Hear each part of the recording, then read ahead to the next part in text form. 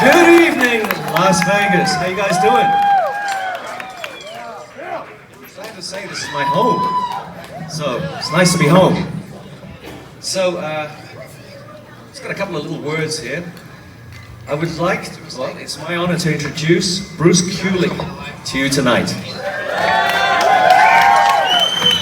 Bruce is being recognized for his contributions to the world of American rock and roll.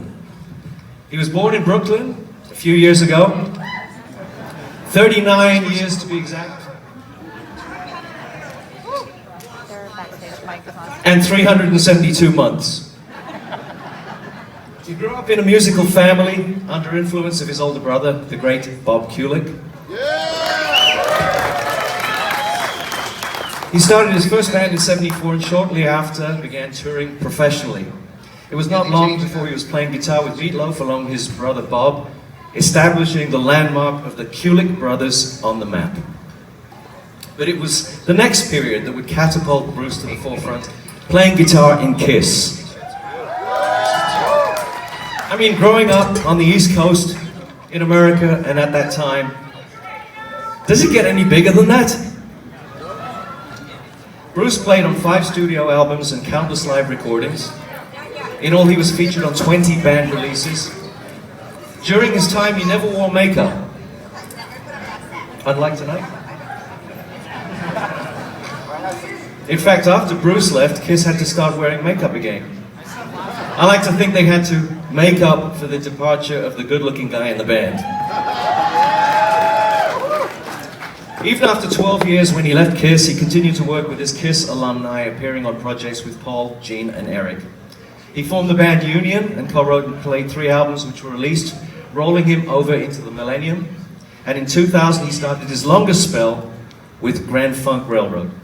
And for the following 23 years, Bruce kicked ass, or arse, depending where you come from, for virtually every weekend. Always remaining busy, Bruce also found time to write, record, and release 3 solo albums and to perform studio sessions. And in fact, Bruce has an impressive 60 album credits to his name.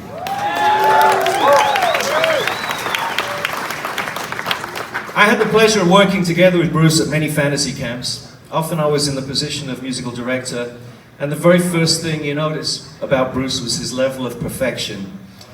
When you're doing something like that and trying to keep all these people focused, you quickly recognize dependable people, and Bruce was a pillar of strength that you could always be relied upon with confidence. He has integrity, he is professional, he's not afraid to lead, and while he's fun to be around, would always remain focused on the end game of delivering the goods.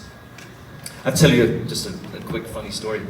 One time Bruce ended up with a kid group. So we always had one talented group of kids. They were talented pre-teens, some of whom were really quite remarkable.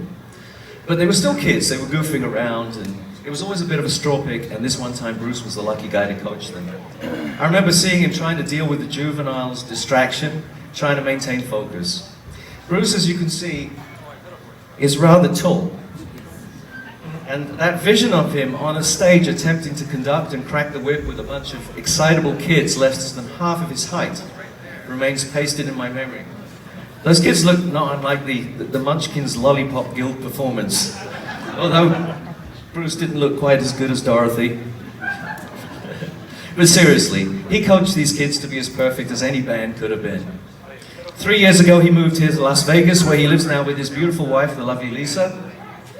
He has just announced that he is leaving GFR so that he can be at home to work on new projects, spend time with friends, but always with music. It is my honor to present Bruce Kulick the Las Vegas Rocks Guitar Legend Award.